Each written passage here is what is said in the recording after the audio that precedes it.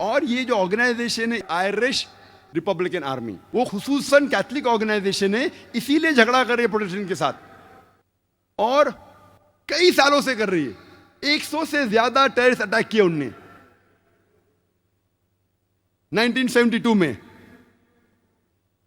22 फरवरी में एल्डरशॉट में उनने बम का धमाका किया जिसमें 7 लोगों का कत्ल हुआ।